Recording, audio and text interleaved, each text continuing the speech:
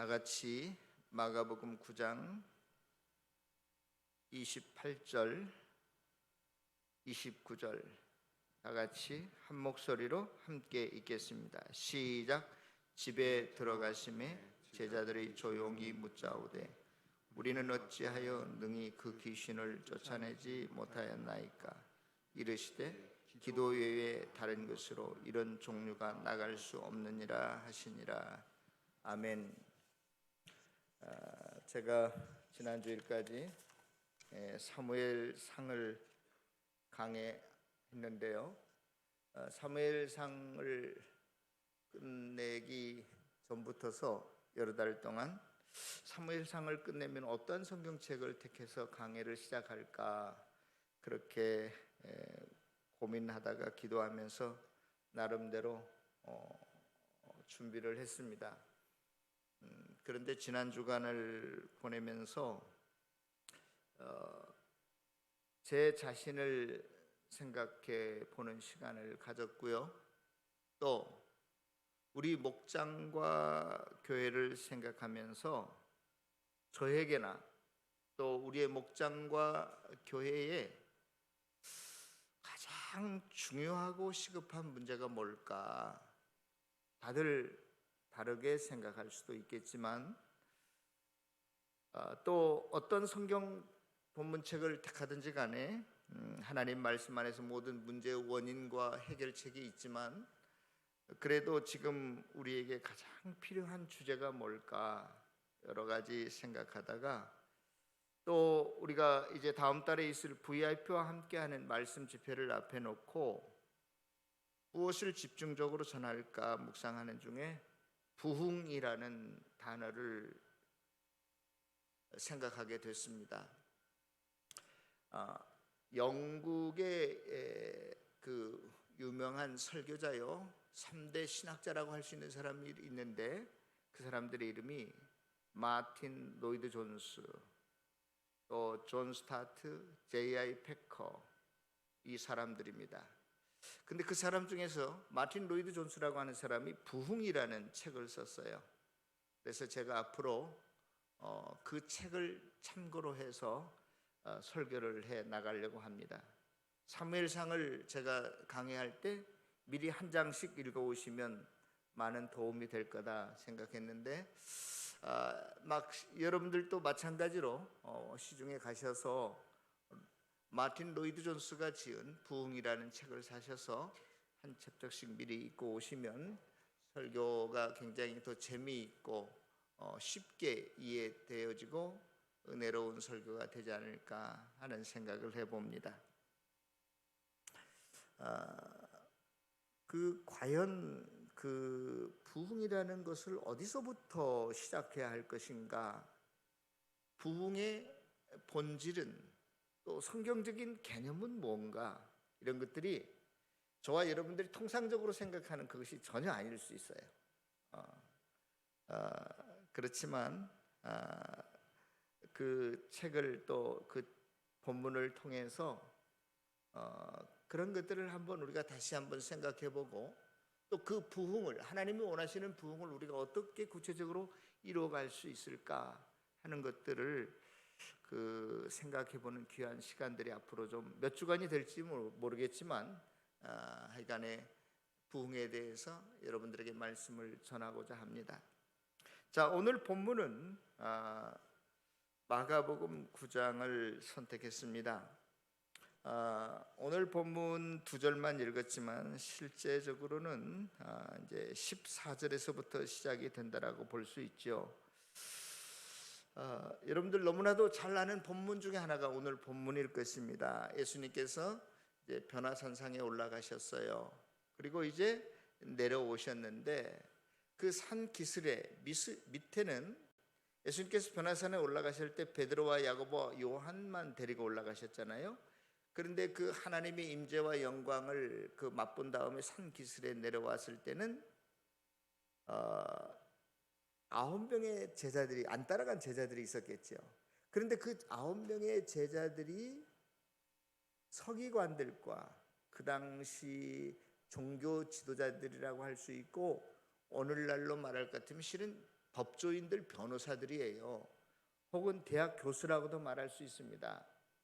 그런 사람들과 서로 말다툼, 티격태격하고 있어요. 오늘 본문은 그것을 서로 변론했다 그렇게 이제 되어 있는데요. 그리고 뱅 둘러서 많은 무리들이 그걸 구경하고 있었습니다. 이때 그 어떤 아버지가 귀신 들린 아들을 데리고 와서 이제 아마 그 산 밑에 있던 9명의 제자들에게 내 아들을 좀 고쳐주세요라고 요청했지만 제자들이 그 귀신을 쫓아내지 못했던 것 같아요.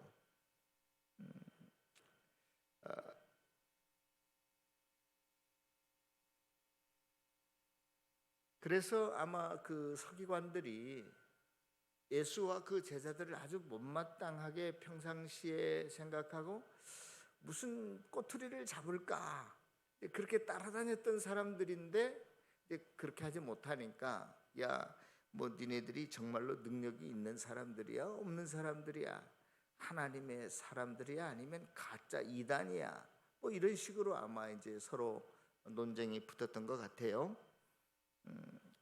이때 예수님께서 이제 나타나셔서 뭔 일인가 하고 이렇게 물으십니다. 그러니까 그 귀신 들린 아버지가 내 귀신 들린 아들을 당신의 제자들에게 좀 고쳐달라고 데리고 왔지만 내 아들의 그 들어있던 귀신이 떠나가지 않고 있습니다. 내 아들은 귀신이 시도 때도 없이 거꾸로 들이고 아무 데서나 쓰러지게 만들고 입에 거품을 흘리면서 경련을 일으키게 하고 또 불에도 물에도 막 들어가게 합니다. 아주 그 다른 성경에 비하면 아주 이 사건은 그래도 아주 좀 소상하게 그 기록하고 있다고 볼 수 있습니다. 예수님께서 그 아버지에게 이렇게 말합니다. 그러면 이 아들이 언제부터 이렇게 됐느냐? 귀신 들렸느냐? 그랬더니 우리 21절 다 같이 한번 읽어볼까요? 21절 시작. 예수께서 그 아버지에게 물으시되 언제부터 이렇게 되었느냐 하시니 이르되 어릴 때부터니라. 여러분, 귀신의 역사는요 때가 많이 묻은 사람, 죄를 많이 지은 사람에게만 들어가는 거 아니에요. 내 아들이 귀신이 들렸는데 언제부터? 어릴 때부터 그렇게 되어 있어요. 이 어릴 때라고 하는 것은 여러분들 파이디온 선교회 아시죠? 그 어린 아이들, 초등학교 시절의 아이들을 헬라어로 파이디온이라고 하는데 여기서 쓰인 단어가 파이디오센이라고 이렇게 해서 어릴 때부터 그런 뜻이에요. 마귀의 역사는요 남녀노소를 가리지 않습니다. 제가 이 시간에 여러분들에게 그 이야기를 하고 싶어요. 순진난만한 초등학교 시절 그 아이인데도 지금 뭐가 들어갔어요? 마귀가 들어갔다는 거예요.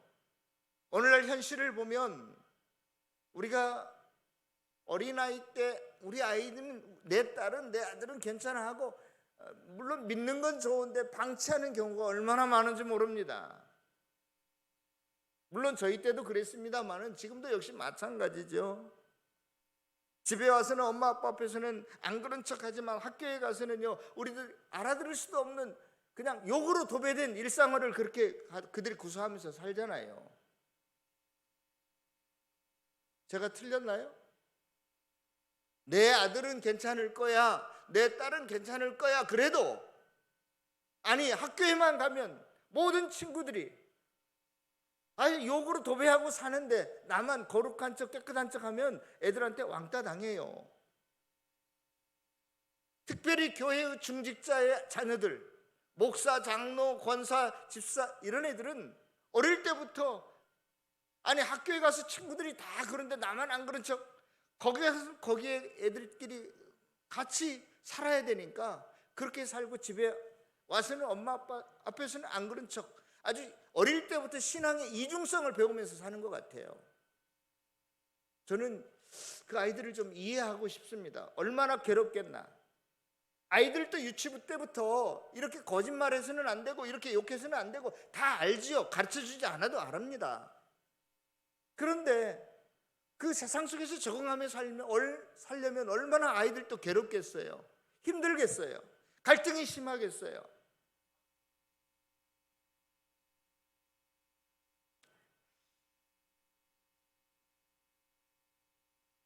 여러분, 기본적으로 세상이라고 하는 것은 성경에서 하나님을 대적하는 그러한 조직이에요.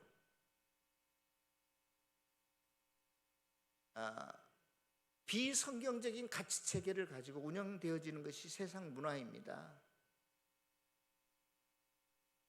본질적으로 하나님을 대적하고 비성경적인 것이 세상이라니까요.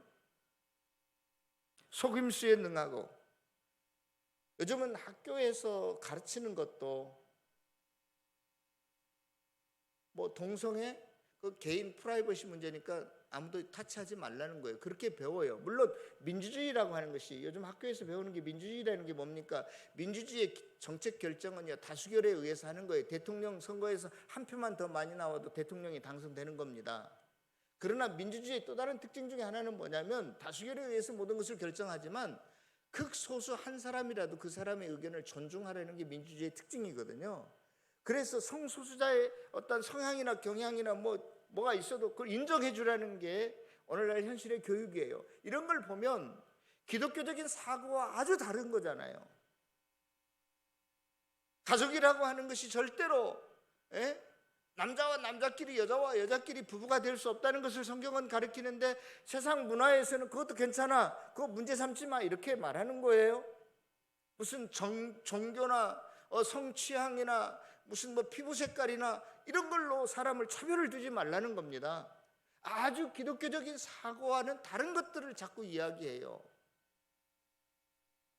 그럴 때 우리 아이들이, 아직도 정체성을 형성하지 못한 우리 아이들이 얼마나 방황하겠습니까? 학교에 가면 그런 것들을 문제 삼지 말라고 하고, 교회에 오면 부모님들은 그렇게 살아서는 안 된다라고 이야기했을 때 애들이 얼마나 중간에서 방황하겠어요. 힘들겠어요. 중고등부 학생들은 다 알 거예요. 16세기에 실은 르네상스라고 하는 문의 부흥이라는 게 일어났잖아요. 르네상스라는 말이 각성, 부흥, 이런 뜻이에요. 그 전까지는, 중세 시대까지는 모든 것이 하나님 신 중심이었어요. 그런데 문의 부흥이 일어나면서 뭐예요? 인간 중심으로 바뀌는 거예요. 인간 중심. 인간이 먼저야. 좀 진보주의 색채를 지닌 그 선거 캐치프레이어가 인간이 우선이다, 이런 게 다 그런 데서 나왔어요. 왜냐하면 신을 안 믿는 사람도, 신의 존재를 부인하는 사람도 많은데, 무슨 신은 신이야, 인간이 최고야. 그래서 인간 중심의 휴머니즘이 나왔어요. 휴머니즘이라고 하는 것은 굉장히 인간성을 풍부하게 만드는 것 같지만, 거기는 하나님을 뺀 인간성이 우선이라는 거예요. 어느 정도 공통점이 있어요. 그러나 기본적인 휴머니즘은 적그리스도적인 겁니다. 하나님을 뺀 인간이 의미가 있고 가치가 있는 것이지, 우선인 것이지, 무슨 신은 신이야. 그 뒤에 17세기, 18세기 계몽주의가 일어나게 됐는데, 계몽주의라고 하는 것은 뭡니까? 이성적인, 합리적인 과학이 최고라는 거예요. 그래서 실증되지 않는 것은, 실체가 없는 것은 다 의미가 없다, 그런 거잖아요. 요즘 젊은이들이 얼마나 이 과학주의, 과학의 맹신에 빠져 있는지 모릅니다. 신을 증명해봐, 그럼 내가 믿을게, 이렇게 말하는 사람 많죠. 신은 영역이 다르기 때문에, 과학과 영역이 다르기 때문에 어떤 존재를 증명하고 설명할 수 없어요. 차원이 다른 문제이기 때문에. 그런데도 과학주의의 과학 맹신에 빠져 있는 젊은이들은 과학이 증명하지 못한다고 해서 신이 없다고 부정하는 거 아니겠어요? 여러분, 과학이라는 게 얼마나, 어느 정도 일리는 있지만 얼마나 뭐라 그러죠? 갑자기 생각이 안 나는데, 흐무맹랑한 것입니까? 저희가 어렸을 때는요, 태양을 중심으로 하는 행성이 9개가 있다고 배웠어요. 그게 뭐죠? 태양이 있고 수, 금, 지, 화, 목, 토, 해왕성, 청왕성, 맨 마지막에 명왕성. 그런데 2006년도에 세계 천문연맹에서 이 명왕성은 행성이 아니다라고 부인했어요. 이런 게 과학이에요. 저는 얼마 전까지만 해도 여러 가지 상대성 이론 이런 것들이 증명된 이론인 줄 알았어요. 그런데 얼마나 허무맹랑한 것인지 아직 증명되지 않는 것이란 말이에요. 그런데 많은 아이들이 그걸 사실로 믿고 있어요. 죄송합니다. 이거 오늘 설교 시간에 우리 젊은이들이 온 것 같아서 한마디 더 해야 되겠어요. 온 김에. 찰스 다윈이라고 하는 사람은 원래 생물학자가 아니에요. 박제 만드는 사람인데 어떻게 우연하게 아프리카로 여행을 가는 그 배를 타고 갈라파고스라는 그 제도에 도착해서 여러 가지 샘플을 조사해서 이제 4년 10개월 만인가요? 본국에 돌아와서 그걸 정리를 해요. 이론을 몇 가지 정리합니다. 이게 첫 번째 뭐냐면 똑같은 종류라도 특성이 다르다. 개체라도 똑같은 기린이라도 좀 다른 형질이 다른 엄마 뱃속에서 한 엄마 뱃속에서 나왔어도 첫째는 외향적인 기질을 가졌고 둘째는 내향적인 기질을 가졌듯이 그렇다는 거예요. 두 번째 가설입니다. 이거는 특별한 형질을 가진 그 개체는 어떤 개체는 적응력이 강하다는 거예요. 그러니까 첫째하고 둘째하고 첫째는 외향성인 기질이 있어서 친구도 잘 사귀고 리더십도 있고 좋은데 내일마다 둘째는 내향적이라서 그렇지 못하고 집에서만 빙빙빙 돌고 그런 아이들이 있잖아요. 그와 마찬가지로 똑같은 기린이라도 특정한 형질을 가진 기린은 아프리카에 가뭄이 다 들어가지고 먹을 것이 없어. 그런데 어떤 기린은 막 목을 빼고 막 까치발을 들고 해서 위에 있는 걸 뜯어 먹어. 현실에 잘 적응하는 개체가 있다는 거예요. 세 번째는 뭐냐? 그 특정한 그 목이 조금 더 길어난 듯한 그 기린은 자기 후손에게 그 형질을 물려준다는 게 DNA에 의해서. 그 정도밖에 가설을 정리하지 않았어요. 그런데 후대에 있는 사람들은 기린이 원래 목이 조그만했는데 점점 해가지고 위에 걸 먹게 됐다. 이렇게 이게 사실로 안 되니까요. 그런데 여러분 여기 중고등학교 대학생 생물학과에 다니는 사람도 있겠지만 기린이 목이 긴 기린이 있으면 짧은 기린도 있어야 하고 중간 기린도 목이 있어야 될 거 아니에요. 전 세계 어디를 찾아봐도 조그만한 목이 짧은 기린은 없어요. 중간 기린도 없어요. 세상에 어디를 찾아봐도 다 목이 긴 기린밖에 없단 말이에요. 아니 중간체가 나와야 뭐가 이렇게 해서 진화돼서 목이 길어졌나 봐. 그런데 일반 학생들은 그렇게 해서 목이 길어졌대요. 모든 기린들이.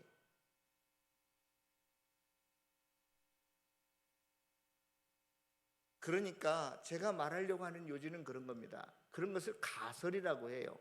증명되지 않는 것들을. 이런 가설이 있어. 그래서 그 사람들은 이렇게 해서 목이 길어졌다라고 하는 가설이 있어. 그러나 증명된 건 아니야. 이렇게 학교에서 가르쳐야 되는데 그것이 사실인 것처럼 증명된 것처럼 가르쳐요. 그러니까 성경에 보면 하나님께서 이 세상을 창조할 때 기린은 기린대로, 돼지는 돼지대로, 고래는 고래대로 이걸 종류별로 이렇게 만들었다 그래요. 아니 어떻게 물고기가 송아지가 될 수 있습니까?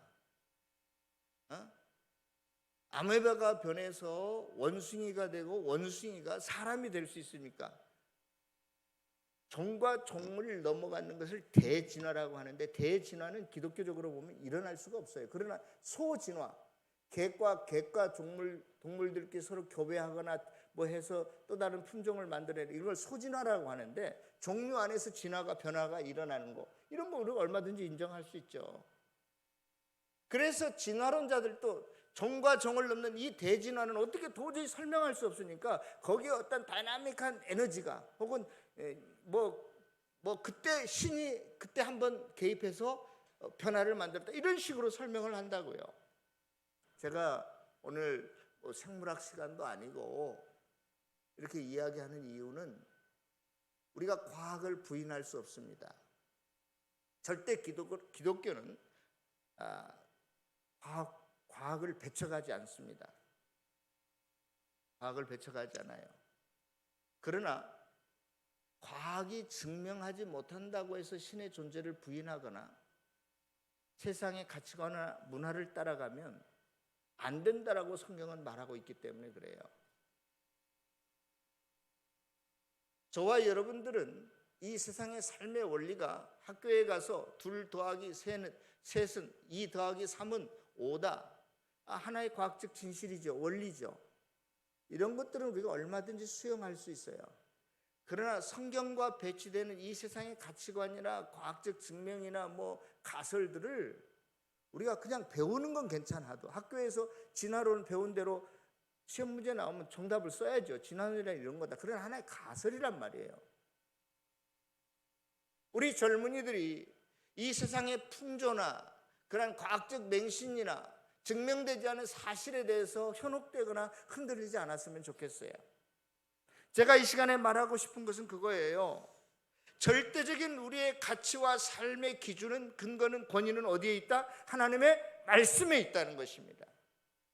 이 말씀을 가지고 남은 평생을 살아가는 저와 여러분들이 되어지기를 바랍니다. 부모들이 이러한 가치관을 형성하지 못하면, 아이들한테 잘 설명해 주지 못하면 그 끼어있는 세상 문화와 신앙과 사이에 끼어있는 우리의 아이들이 얼마나 고민하고 얼마나 방황하는지 모른다. 우리가 잘 이해하고 설명할 수, 그를 내팽개쳐 놓으면 완전히 그 사탄의 놀이터가 되는 것이죠. 그냥 사탄에게 내어주는 꼴이 되어버리는 거예요. 그러니까 여기에도 현직에 있는 선생님도 계시는데, 여러분들이 학교에 가서 여러분들의 학과목을 가르칠 때도 마찬가지입니다. 그러한 분명한 사실적인 이야기들을 충분히 설명하고, 암암리에 내가 가르치는 게 음악이고 또 미술이지만 그 과목을 통해서 하나님의 살아계심과 신의 존재와 성품, 이런 것들을 드러낼 수 있는 선생님들 되시기를 바랍니다. 요즘은 20세기에 들어와서는 모더니즘이라는 사조가 있었어요. 모더니즘이라는 건 뭐냐면 현대주의라고 할 수 있는데, 이것은 모든 것들이 획일적이고 절대적인 가치가 있어야 되고 중심 세력이 가장 가치 있는 문화고 그런 거예요. 그런데 21세기에 들어와서는 포스트 모더니즘이라는 사조가 형성이 됐어요. 이 포스트 모더니즘은 뭐냐? 야, 클래식 음악만 음악이냐? 아니다. 저 변방에 있는 음악도 얼마든지 훌륭한 음악으로서 인정해 줘야 돼. 예? 대중가요? 요즘 BTS라는 가수가 세계에서 제일이라면서요? 예전 같으면 말도 안 되는 소리예요.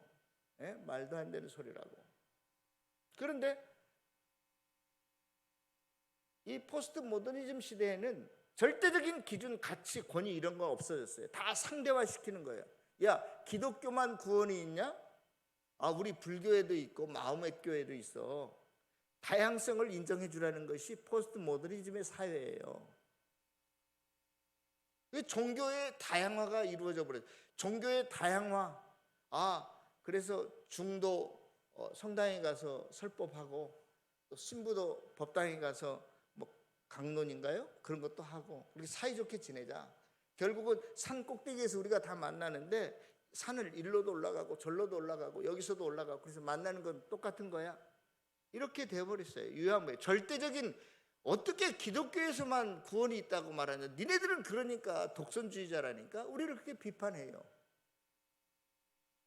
기독교 안에서 굉장히 진보적인 목사님들은 그래, 니네들에도 구원이 있어, 교회 밖에도 구원이 있어, 다 이렇게 살아가. 그러면 그런 사람들은 굉장히 아량이 넓고 폭이 넓은 사람으로 세상에서 인정이 되고, 우리 같은 사람은 좋아, 너하고 중하고 나하고 신부님하고 나하고 친구할 수는 있지만 나는 절대 구원만큼은 내가 믿는 하나님, 기독교의 하나님밖에 없어, 이렇게 주장하는 거거든요.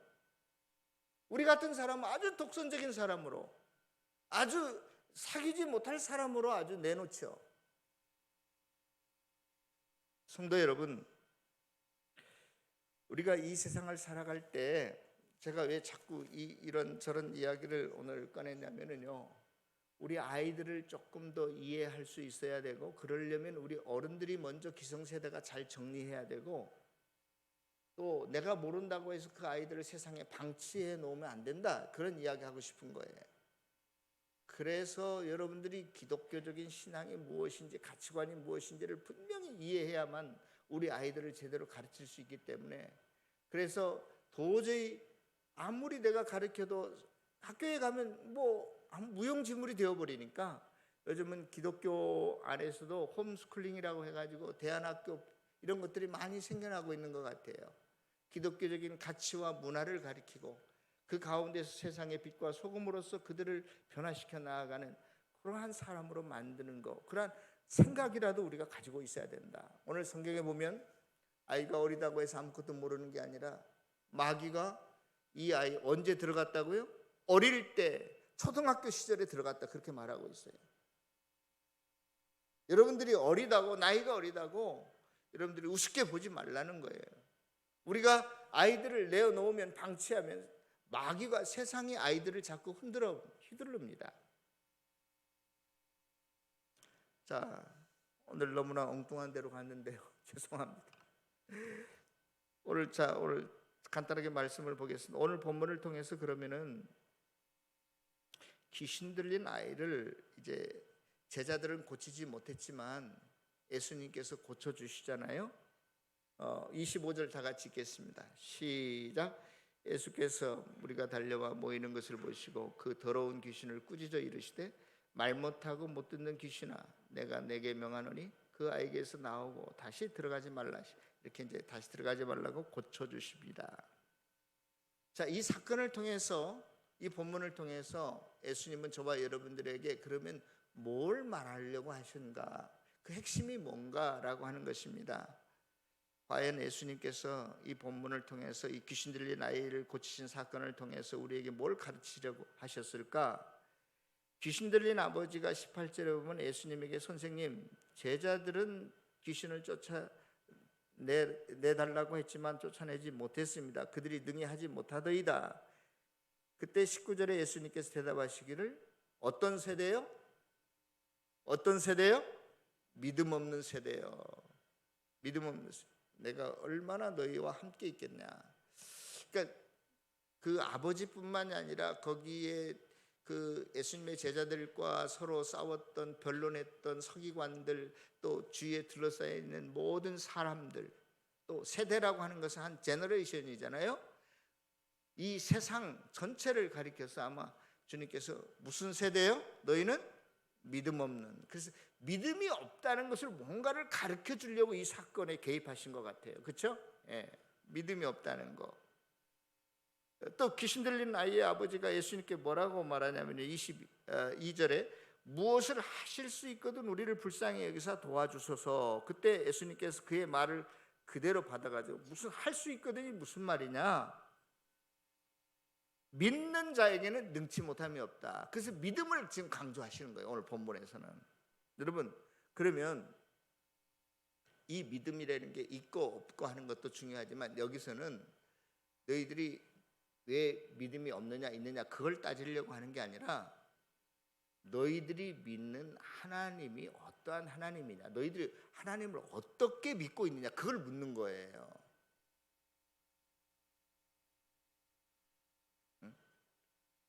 내가 믿는 하나님, 거듭날 때만, 내가 죽을 때 천국 갈 때만 필요하고 내 현실에게서는 아무리 기도해도 안 이루어지고, 그러니까 이런 하나님으로 아예 그냥 믿고 사는 거, 중요한 문제죠. 여러분들은, 저와 여러분들은 예배 드릴 때만 하나님이 있는 것 같고, 일단 교회 문을 나가면 세상의 법칙대로 경제 원리에 의해서 무슨 양자역학에 의해서 살아가요. 물리적인 방법이 전혀 하나님을 힘쓰지 못하는 하나님으로 그렇게 살지는 않으세요?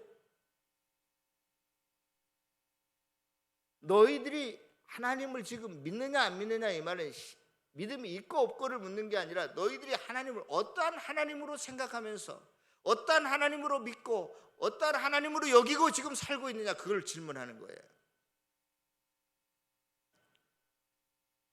온 세상 천지 만물을 만드신 하나님, 온 세상이 그러기에 하나님이 소유하시고 운행하시는 하나님, 인간의 생사화복을 주관하시는 하나님, 내 병도 고치시는 하나님, 어저께까지는 내 기도에 응답하시지 않으시지만 오늘 이 순간에라도 주님은 응답하실 수 있다라고 믿고 사는 그 하나님,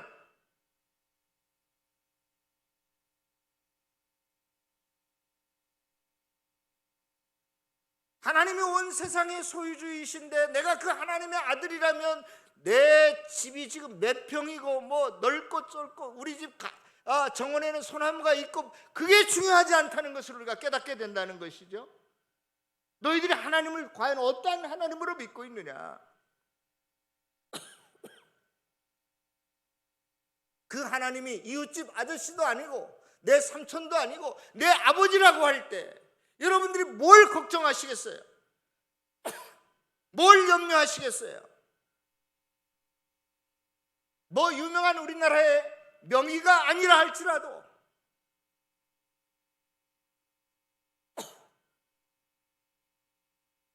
만병의 의원이 되신 주님이 내 아버지이신데 뭘 못 고쳐주시겠어요? 설령 나를 이제 한 달 동안밖에 살지 못한다 하실지라도 그 하나님 아버지의 품에 들어감을 내가 감사하며 기쁘며 그것을 앙망하며 기다리는 이 신앙, 그런 것들을 지금 주님께서 요구하시는 거예요.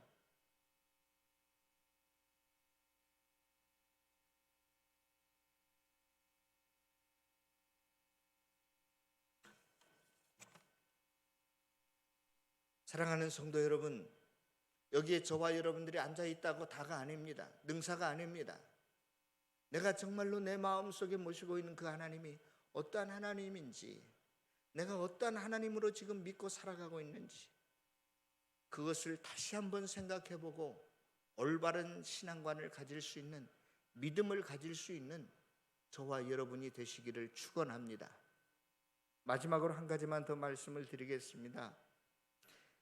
예수님께서 귀신을 꾸짖으면서 말 못하고 못 듣는 귀신아 너에게 명하노니 그 아이에게서 나오고 다시는 들어가지 말라, 그렇게 하셨어요. 그리고 깨끗이 고쳐주신 다음에 예수님이 어느 한 집으로 들어가는데 아마 뒤따라 제자들도 들어간 것 같아요. 그때 제자들이 조용히 예수님께 묻습니다. 우리는 어찌해서 능히 그 귀신을 쫓아내지 못했습니까? 이 제자들의 모습을 보면서 저는 저의 모습을 보았습니다. 또 원하기는 저와 여러분들도 우리의 목장이 이러한 무기력하고 난감한 목장이 아닌지 한번 생각해 봐야 할 것입니다. 그리고 더 나아가서 우리 교회는 왜 이렇게 침체에 빠져 있는지, 한국 교회가 왜 이렇게 절망의 늪으로 계속 들어가는지 한번 생각해 봐야 할 것입니다. 하나님, 왜 나는 이렇게 일마다 실패합니까? 하나님, 우리 목장은, 우리 교회는 왜 이렇게 있어야 하겠습니까? 그때 예수님께서 이렇게 대답하십니다. 29절 다 같이 읽겠습니다. 시작.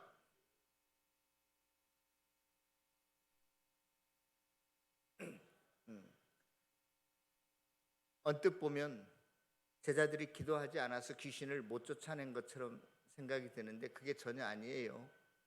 제 방에 예배가 끝난 다음에 가끔 목양실 앞에 목사님 이번 주에 제가 수술하게 됐습니다.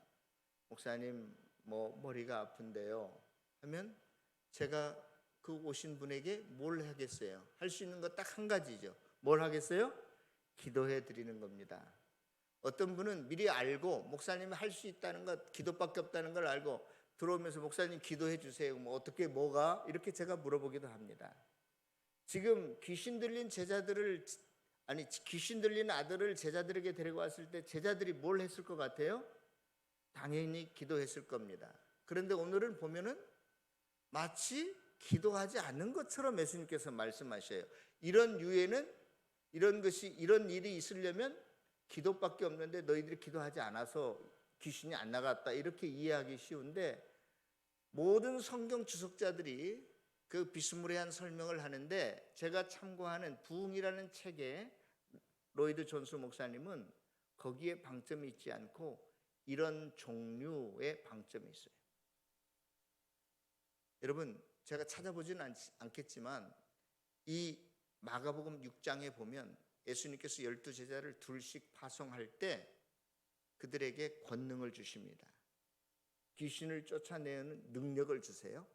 그래서 그 뒤에 보면 제자들이 나가서 말씀을 전하는데 귀신이 떠나가고 많은 병들이 고쳐집니다. 그래서 지금까지 9장까지 그렇게 해왔어요. 그런데 9장에서 오늘 본문에서는 그게 안 일어난 거예요.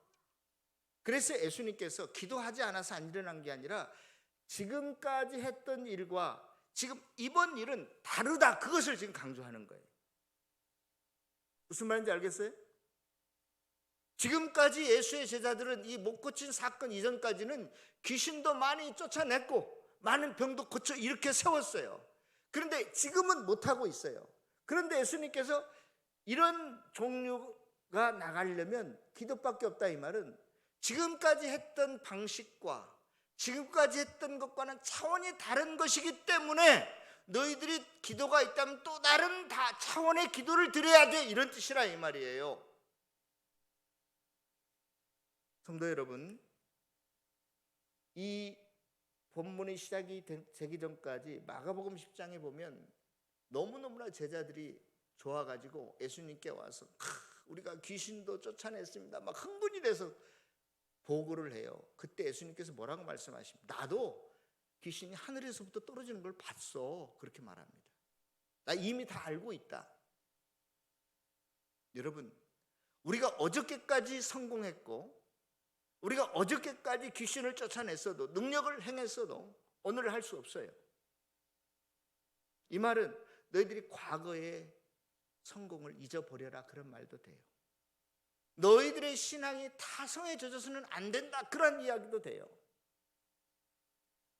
너희들이 지금까지 하나님 앞에 헌신한다고 했지만, 너희들이 기도한다고 했지만, 너희들이 충성한다고 했지만, 그러나 과거과는 지금은 이제 다른 또 다른 차원의, 또 다른 헌신의, 또 다른 각오의, 또 다른 어떠한 그 충성의 헌신과 기도가 필요하다, 그런 뜻이에요. 너희들이 타성젖어서 그렇게 기도하고 헌금하고 봉사하는 것처럼 하면 안 돼. 더 이상 새로운 결단과 각오와 헌신과 기도를 주님께서 저와 여러분들에게 요청하는 것이라 이 말이에요. 제자들에게 그것을 가르쳐주고 있다는 것입니다.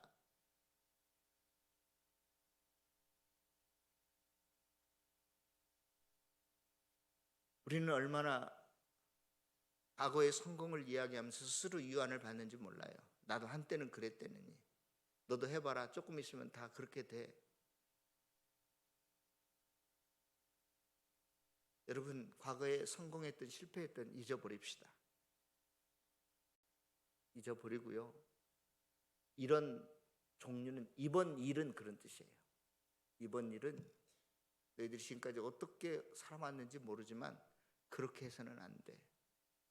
또 다른 기도와 헌신과 충성과 부르짖음이 있어야만 되는 일이야, 그런 겁니다.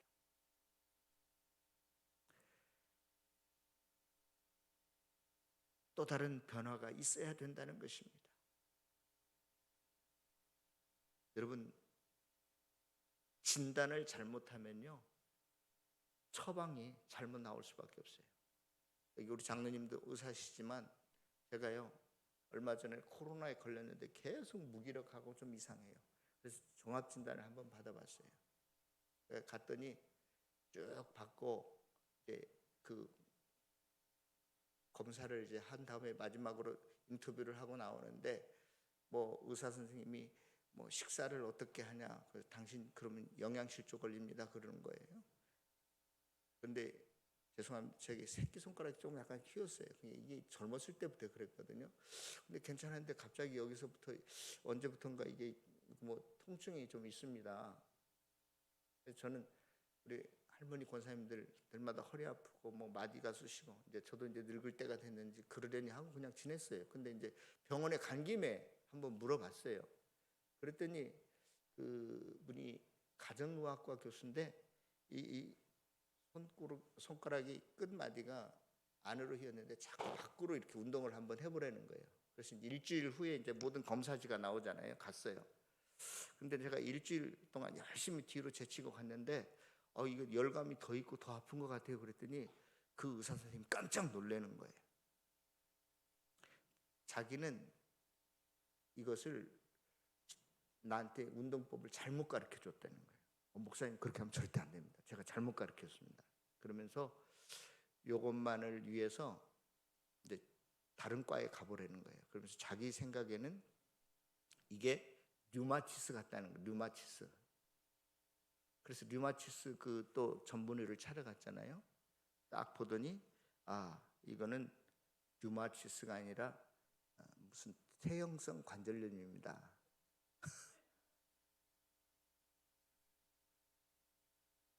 몇 사람의 의사를 거쳐왔는데 다 틀렸어.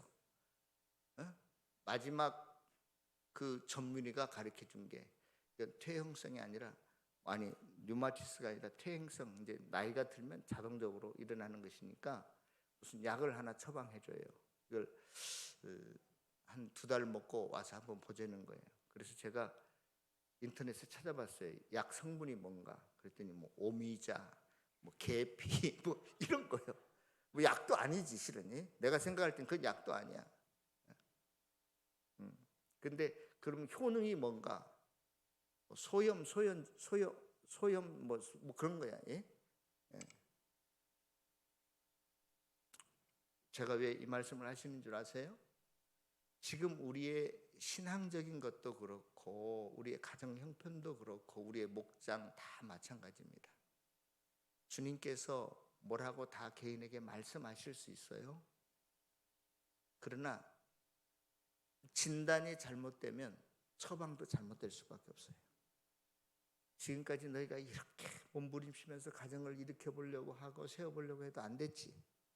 너희들이 뭐 목장을 신앙생활을 그렇게 안 됐지. 실망하지 말고 좀 변화를 주라. 변화를 한번 줘봐라. 너희들이 스스로 자포자기하지 말고 절망하지 말고 하나님께서 저와 여러분들이 그걸 말씀하세요. 내가 누구냐? 너에게 어떻게 신인식, 하나님에 대한 생각을 네가 어떻게 가지고 있느냐? 거기 한번 변화를 줘보라는 거예요.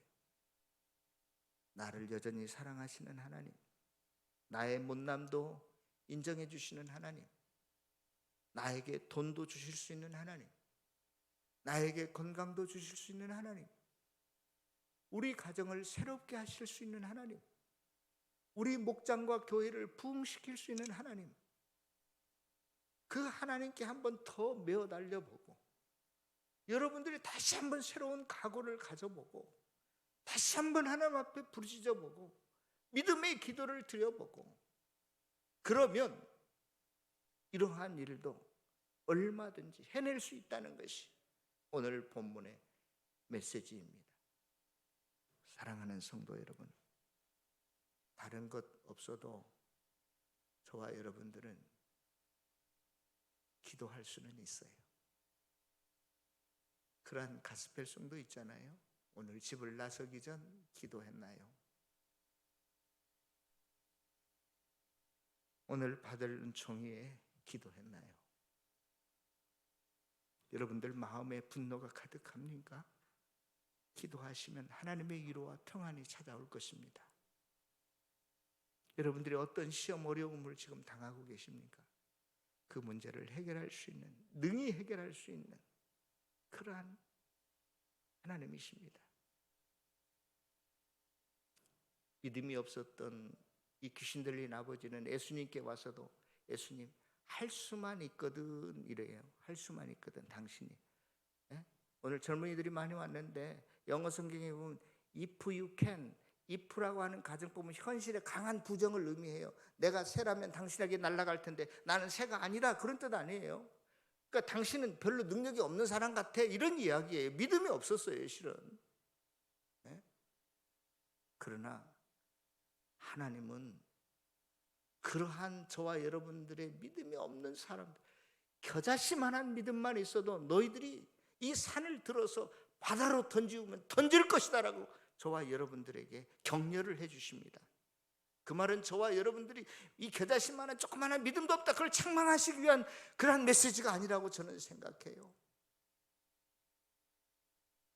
여러분들 조그마한 그 믿음이라도 간직하고 그 믿음을 통해서 하나님께서 크게 역사하실 것입니다. 여러분들에게 건강을 주시고 복을 주시고 의리를 넘치게 부어 주실 것입니다. 캄캄한 밤일수록 새벽은 가까워 있습니다. 기도하십시오. 그 하나님을 신뢰하십시오. 하나님과 남은 평생을 함께 동행하며 살아가는 귀한 저와 여러분들이 다 되어지시기를 주님의 이름으로 축원합니다.